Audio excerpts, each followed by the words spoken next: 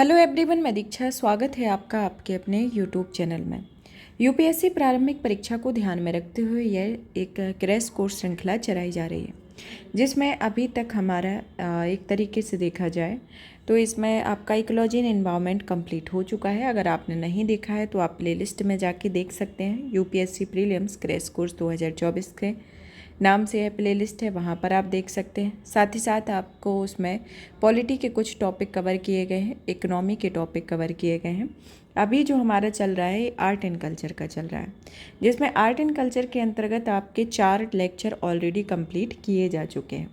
अगर आपने नहीं देखे हैं तो आप उसको भी देख सकते हैं। आज का जो हमारा इसके अंतर्गत 5th लेक्चर रहेगा, साथ ही साथ में इसमें 5th लेक्चर में आपका जो मिसलेनियस इसके टॉपिक हैं, जैसे कि प्रमुख भारतीय भाषाएं एवं लिपियां, भारत की दार्शनिक प्रवृत्तियां, वस्त्र निर्माण तकनीक, भारत के यूनेस्को विश्व विरासत स्थल के बारे में पढ़ेंगे।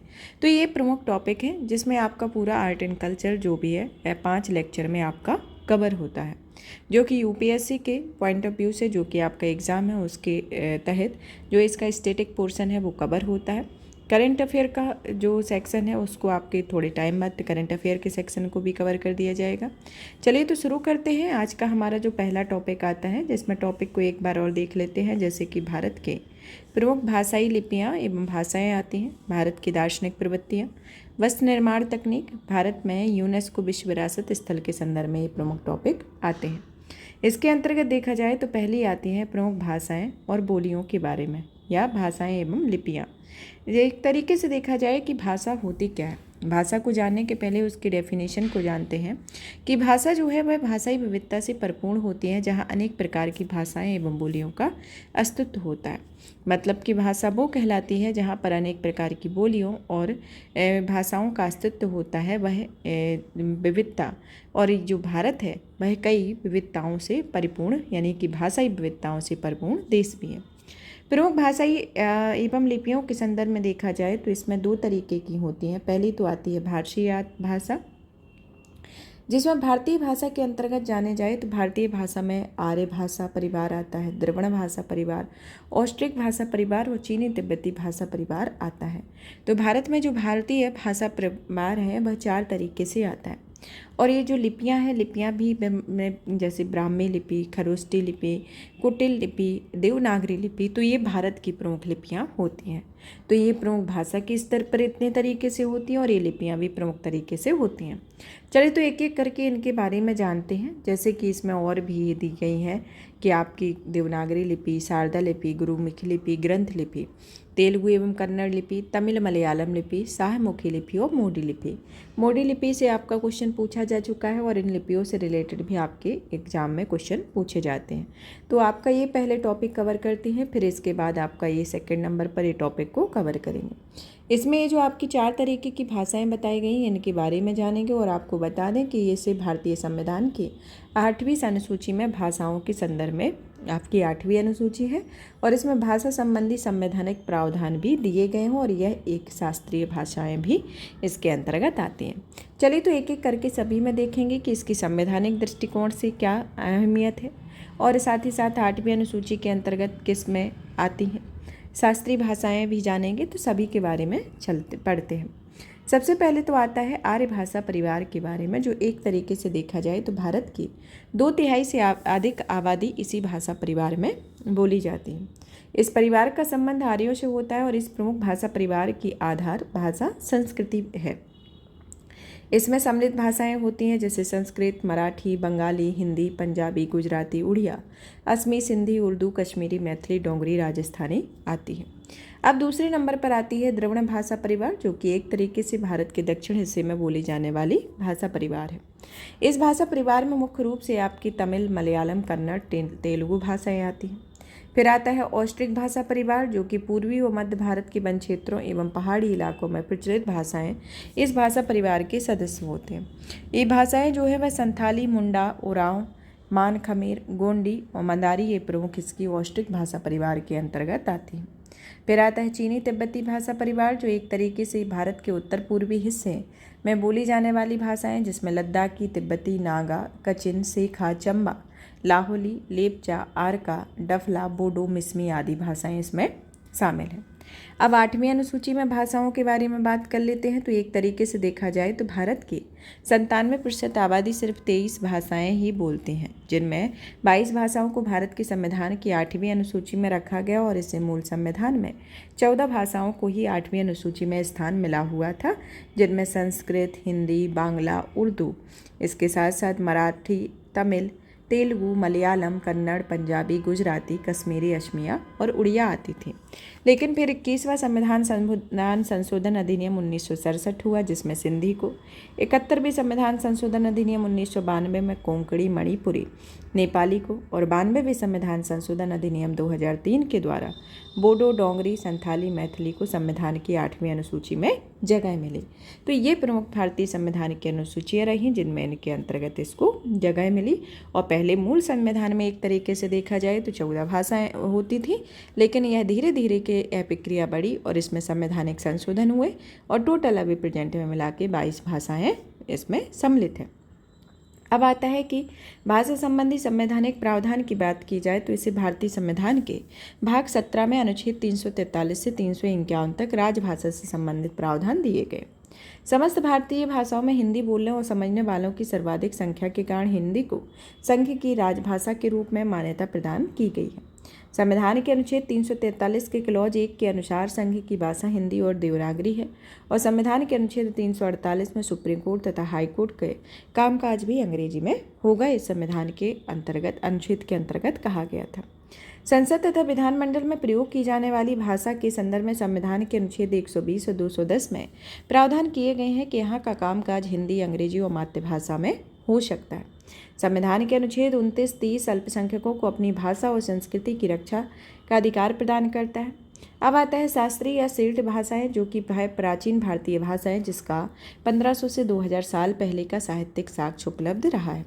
उसे भारत सरकार द्वारा शास्त्रीय भाषा का दर्जा दिया जाता है, जिसके तहत तो श्रेष्ठ भाषा को शोध व अनुसंधान हेतु एक मुश्त 100 करोड़ की धनराशि आवंटित की जाती है।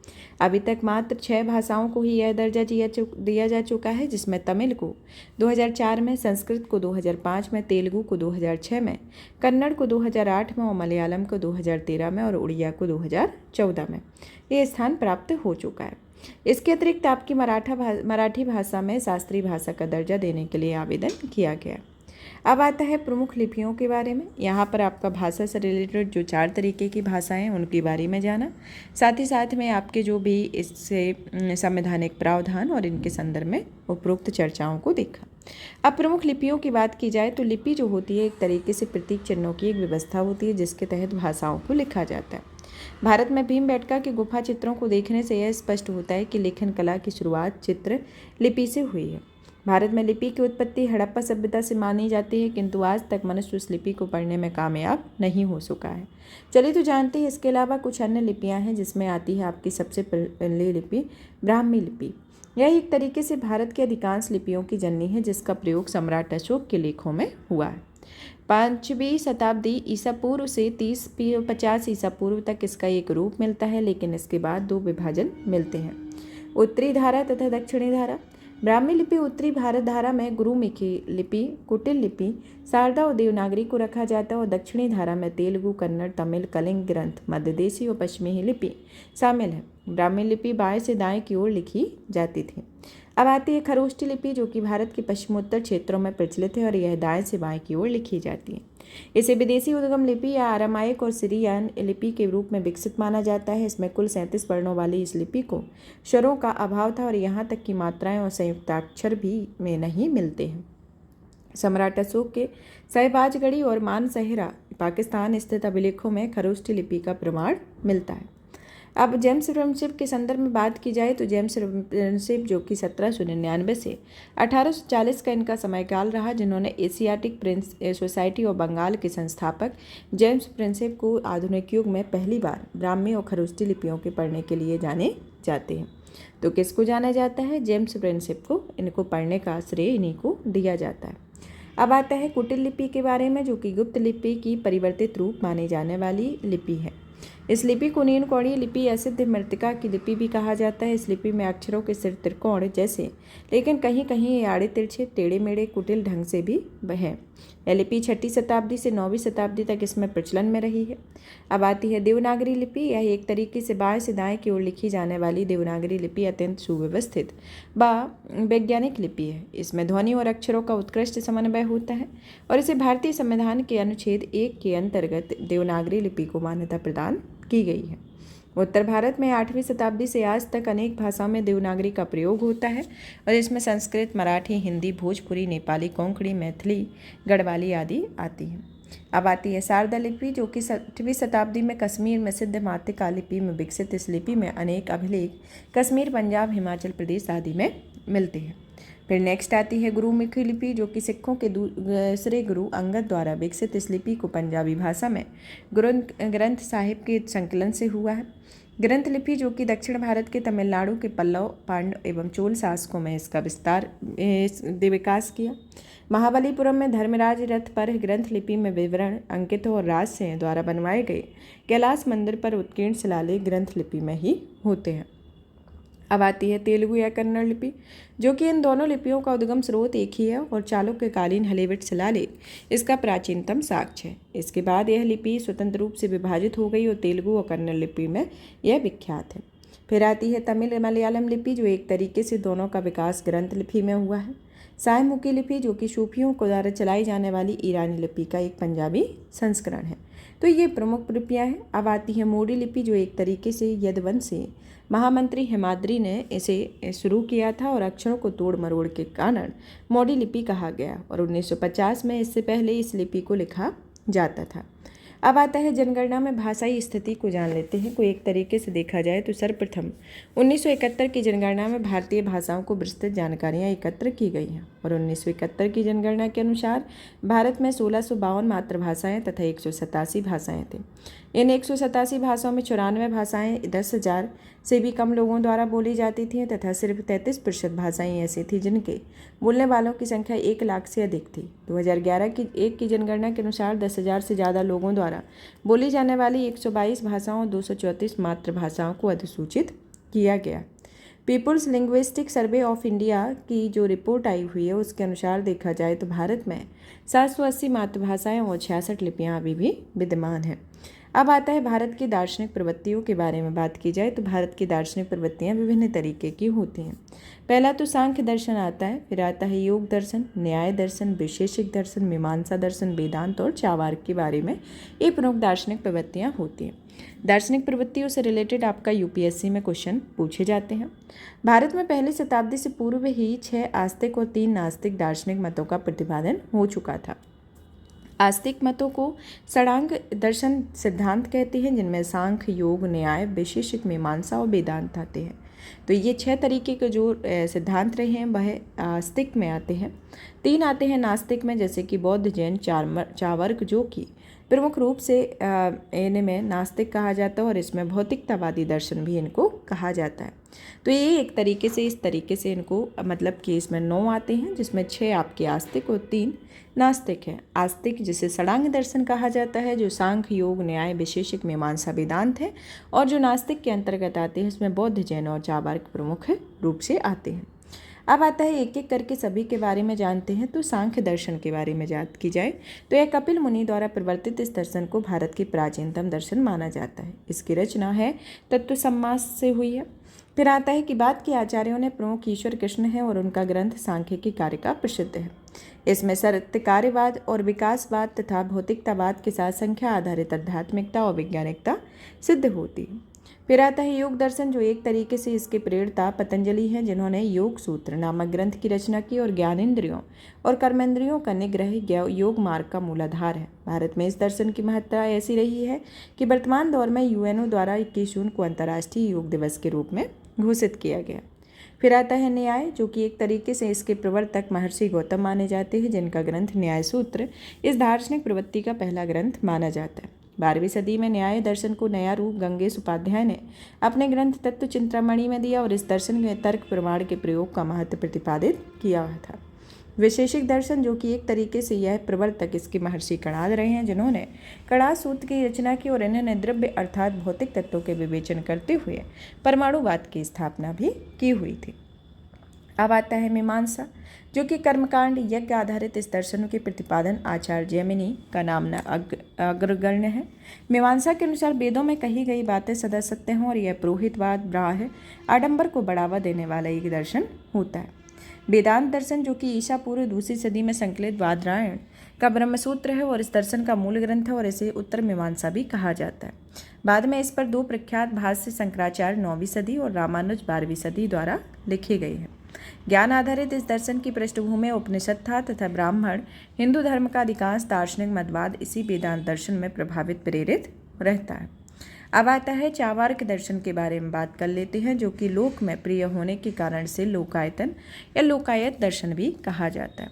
एक मान्यता के अनुसार देखा जाए तो इसका प्रचलन गुरु बृहस्पति ने किया था और वेदों और ईश्वर का कठोर खंडन करने के कारण इसे नास्तिक दर्शन कहा जाता है। और चार्वाक दर्शन का मूल आधार उसकी भौतिकतावादी दृष्टिकोण होना है। तो इसके दर्शन में आता है लोहे तकनीक, धातु, मुद्रा, शिल्प, व्यापार, प्रकृति के कारण 5वीं शताब्दी ईसा पूर्व में 3री शताब्दी ईसा पूर्व के बीच वैज्ञानिक और भौतिकतावादी विचारधारा पनपी, जो कि चार्वाक दर्शन के फैलाव विस्तार में सहायक थी। 5वीं शताब्दी के आते आते भौतिकतावादी दर्शन को प्रत्ययवादी दार्शनिकों ने दबा दिया था।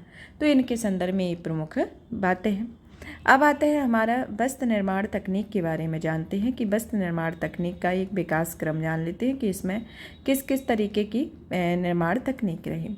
वस्त्र निर्माण तकनीकों में प्रमुख तकनीकें आती हैं जैसे जामदानी, पैठनी तकनीक, बालचुरी तकनीक, बांधेज या बन्नी तकनीक, बाटिक तकनीक। प्रमुख वस्त्रों के नाम जैसे कश्ती, कानिक, तुसुंगु, नवलगुंड आती हैं।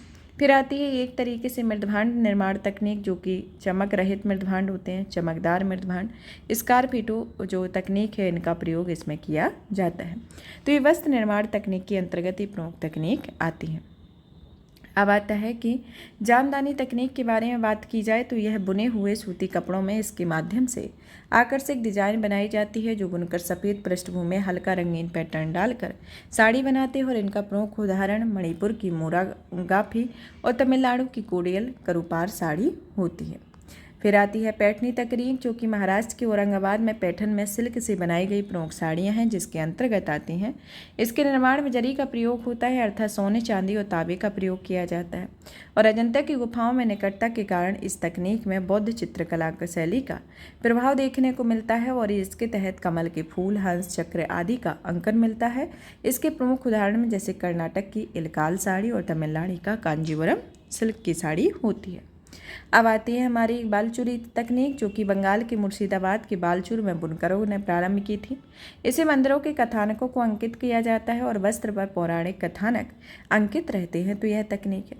अब आता है बांधेज या बांधनी तकनीक, जिसका निर्माण कपड़ों में कई बिंदुओं में एक धागे से बांधकर विभिन्न रंगों का प्रयोग करके डिजाइन किया गया है, जो कि मुख्यतः वानस्पतिक रंग की होती है और राजस्थान व गुजरात में यह शैली प्रचलित है।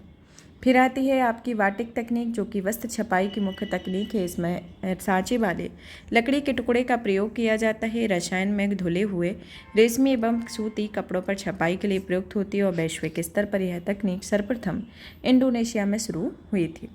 प्रमुख वस्त्रों के नाम देखा जाए तो इसमें कसूटी, जो कि एक तरीके से कर्नाटक में धागे के प्रयोग से बनाया गया झालदार वस्त्र है। कानी, जो कि कश्मीर की पश्मीना शॉल का एक रूप है। तुसुंग कोटेपस, जो कि नागालैंड में सैनिकों द्वारा प्रयुक्त की जाने वाली शॉल है। नवलगुंड, जो कि एक तरीके से तमिलनाडु में रेशम से बनने वाली दरी होती है।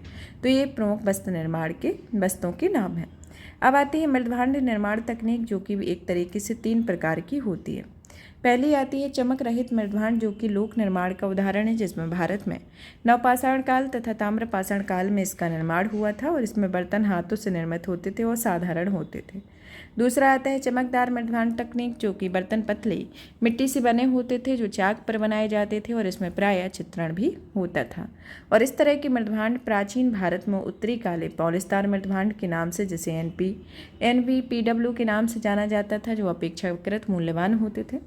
स्कारपीटो तकनीक, जो कि काले एवं लाल रंग का मिश्रण बनाकर मृदभांड का निर्माण किया जाता था। तो इस तरीके की ये 3 तरीके की मृदभांड निर्माण तकनीक में इन तकनीकों का प्रयोग करके इनका निर्माण किया जाता था। अब आती है ब्रह्मांड की इम्पोर्टेंस को देखा जाए तो यह सामाजिक, धार्मिक, आर्थिक विश्वासों को सूचित करते हैं और इनका निर्माण स्थायी जीवन शैली और कृषि के विकास को सूचित करता है। अब इनके अंतर्गत देखा जाए तो यह चित्र जो रहते थे, इन पर अंकित जो चित्र वह तत्कालीन समाज के स्वरूप को भी संकलित करते थे और ब्रह्मांड का निर्माण के आधार पर सामाजिक विषमता को भी दर्शाते थे। इसके साथ ही यह चमकदार ब्रह्मांड उच्च वर्ग की उपस्थिति को भी सूचित करते थे। इन ब्रह्मांडों में वस्तुओं की रख कर मानव के साथ कब्र में रखे जाने में धार्मिक, पारलौकिक विश्वास भी सूचित होता है और इस तरह ब्रह्मांड किसी समाज या संस्कृति के जानने की महत्वपूर्ण स्रोत हुआ करते थे, तो इसके अंतर्गत आता है। अब आता है कि भारत में यूनेस्को में विश्व विरासत सूची में शामिल स्थलों के बारे में बात कर लेते हैं। भारत में यूनेस्को के विश्व विरासत स्थल की बात की जाए तो यह एक तरीके से इसमें सूचीबद्ध स्थल को ही विश्व धरोहर स्थल कहा जाता है। यूनेस्को की जो विश्व धरोहर सूची होती है उसमें सूचीबद्ध जो स्थल होते हैं उनका नाम जो उसमें सूचीबद्ध किया जाता है तो वह विश्व विरासत स्थल कहे जाते हैं या वर्ल्ड हेरिटेज साइट इन्हें कहा जाता है। ये स्थल मुख्यतः इनको 1972 में विश्व विरासत कन्वेंशन के तहत उत्कृष्ट सार्वभौमिक मूल्य वाले स्थल के रूप में चिन्हित होते हैं और इन स्थलों को 3 श्रेणियों यानी कि सांस्कृतिक, प्राकृतिक और मिश्रित के अंतर्गत 3 श्रेणियों में विभाजित किया गया है, जिसमें सांस्कृतिक के अंतर्गत 34 स्थल शामिल है और प्राकृतिक के अंतर्गत 7 और आपके मिश्रित के अंतर्गत 1 स्थल इसके अंतर्गत शामिल है। तो इस तरीके से टोटल आपके 42 विश्व विरासत स्थल वर्तमान में हैं। चलिए तो एक एक करके विश्व विरासत स्थल के बारे में जान लेते हैं, जिसमें आता है आपका सबसे पहले आगरा फोर्ट जो कि 1983 में आगरा यूपी में है, अजंता की गुफाएं जो कि महाराष्ट्र में 1983 में की गई और एलोरा केव और ताजमहल। तो एलोरा केव आपकी महाराष्ट्र में है और ताजमहल आगरा यूपी में है। इस तरीके से आपके जो 1983 मतलब कि 4 जो स्थल हैं इनको 1983 में इसमें सम्मिलित किया गया। फिर आता है महाबलीपुरम की स्मारक जो कि 1984 में तमिलनाडु में स्थापित की गई। कोणार्क का सूर्य मंदिर 1984 में उड़ीसा में शामिल किया गया। गोवा के चर्च तथा धार्मिक संस्थान को 1986 में और फतेहपुर सीकरी को 1986 में और हम्पी स्थित स्मारकों के वर्ग को 1986 में और खजुराहो के स्मारक को भी 1986 में। गोवा के चर्च जो है वह गोवा में है, फतेहपुर सीकरी का जो है वह यूपी में है और आपका हम्पी स्थित स्मारकों का वर्ग कर्नाटक बेलारी में है और खजुराहो के स्मारक आपके मध्य प्रदेश में है। तो इन सबको 1986 में शामिल किया गया था। फिर आती है आपकी एलिफेंटा की गुफाएं और महान चोल मंदिर और पडक्कल के स्मारक ये हैं 1987 में स्थापित किए गए थे, जिसमें एलिफेंटा गुफाएं आपकी महाराष्ट्र में है, महान चोल मंदिर तमिलनाडु में, पडक्कल के स्मारक आपके कर्नाटक में है। तो इन सभी को 1987 में स्थापित किया गया था। फिर आता है कि सांची के बौद्ध स्मारक जो 1989 में है, मध्य प्रदेश में स्थापित किए गए। हुमायूं का मकबरा 1993 में दिल्ली में। फिर आता है आपका दिल्ली स्थित कुतुब मीनार इसके स्मारक 1993 में दिल्ली में। तो दिल्ली में 2 हुमायूं का मकबरा और कुतुब मीनार को इसमें शामिल किया गया 1993 में। 1999 में भारतीय का प्रमुख पर्वतीय रेलवे जिसमें हिमाचल प्रदेश, पश्चिम बंगाल, तमिलनाडु तो इनको शामिल किया गया। फिर अब आता है कि महाबोधि स्थित महाबोधि मंदिर जो कि 2002 में बिहार राज्य में इसकी सूची में शामिल किया गया।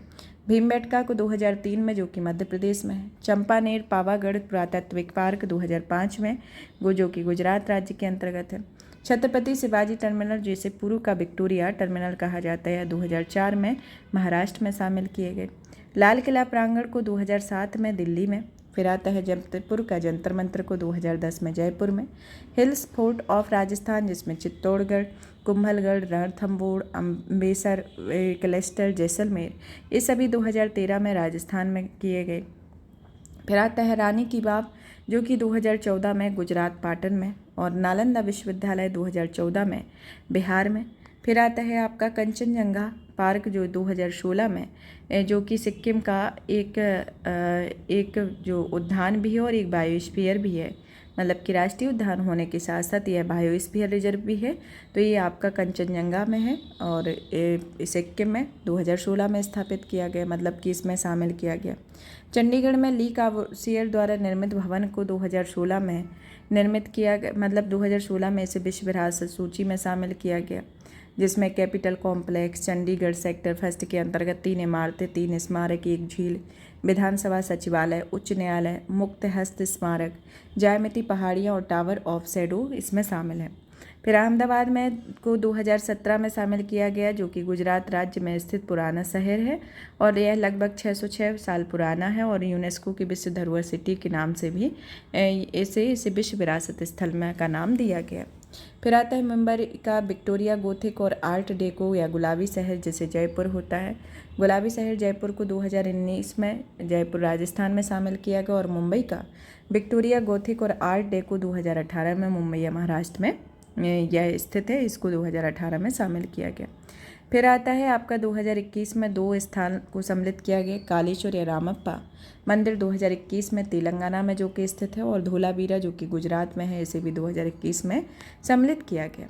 फिर आता है 2023 में आपका शांति निकेतन को, जो कि पश्चिम बंगाल में स्थित है, और पवित्र होयसल समूह जो कि 2023 में इनको स्थान दिया गया, वह कर्नाटक में है, जिसमें चिन्ना केशव मंदिर बेलूर, होयसलेश्वर मंदिर हैलीवुड, केशव मंदिर रामनाथ सोमनाथपुरम और होयसल मंदिर चौथा था, इसके अंतर्गत जो कर्नाटक मंदिर समूह का चौथा मंदिर आता है। तो इन सभी को इसके अंतर्गत 2023 में शामिल किया गया। अब आते हैं इसके साथ साथ यूनेस्को में शामिल अमूर्त सांस्कृतिक विरासत स्थल की भी बात कर लेते हैं, जिसमें वैदिक मंत्रोच्चारण की परंपरा 2008 में शामिल की गई, रामलीला रामायण की पारंपरिक प्रदर्शनी 2008 में, कुटियाट्टम संस्कृत रंगमंच 2008 में। फिर आता है कि रम्मन गढ़वाल हिमालय की धार्मिक पर्व एवं अनुष्ठानिक रंगमंच 2009 में, छऊ नृत्य 2010 में।